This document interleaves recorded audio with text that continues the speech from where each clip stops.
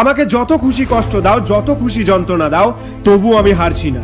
একটা মানুষ কতটা স্ট্রাগল করতে পারে, একটা মানুষ কতটা যন্ত্রণা পেতে পারে, একটা মানুষ কতটা কষ্ট পেতে পারে। স্ট্রাগল করতে করতে, কষ্ট পেতে পেতে, যন্ত্রণা পেতে পেতে আজ আমি লিমিটলেস। শুধু মনে হয় এই বুঝি সব শেষ, আর মনে হয় আমি পারবো না।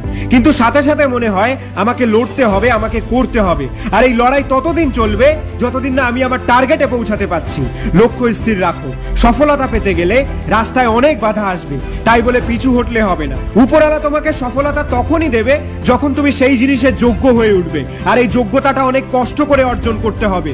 এই পৃথিবীতে কেউ যোগ্য হয়ে জন্মায় না, নিজেকে যোগ্য নিজেকেই বানাতে হয়। এই সমাজে তোমার কোনো মূল্য নেই যতদিন না তুমি আশেপাশের 8-10 জনের থেকে ডিফারেন্ট কিছু করে দেখাতে পারছো।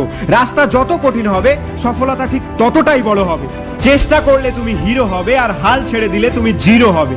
এখন তোমার উপরেই নির্ভর করছে যে তুমি হিরো হতে চাও নাকি জিরো হতে চাও। এই সমাজে তোমাকে কেউ মূল্য দেবে না। মূল্য তুমি সেদিন পাবে যেদিন তুমি যোগ্যতা অর্জন করবে।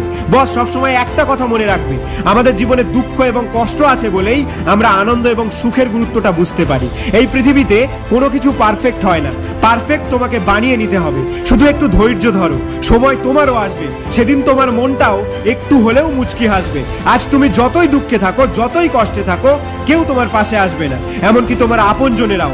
আসলে এই সমাজ লুজারদেরকে পছন্দ করে না, তাই সবাইকে যোগ্য জবাব দেওয়ার জন্য তোমাকে কিছু করতে হবে। তাই আর না ভেবে এখনই শুরু করতে হবে। কোন পরিস্থিতিতে আছো, নিজের বয়স, কোথায় থাকো, টাকা পয়সা, নিজের সৌন্দর্য, কোনো কিছু ম্যাটার করে না যদি তোমার ইচ্ছা থাকে আর সৎ সাহস থাকে।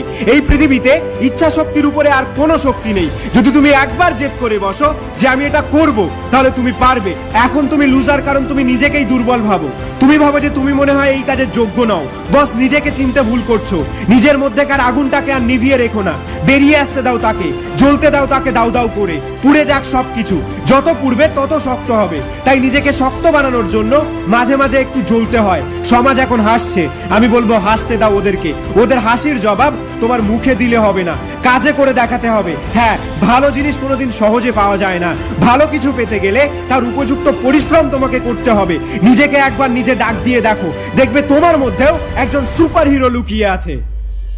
2.0 পক্ষ থেকে আমি আশিক। বন্ধু, পরিস্থিতি যতই কঠিন হোক না কেন, হাল ছেড়ো না।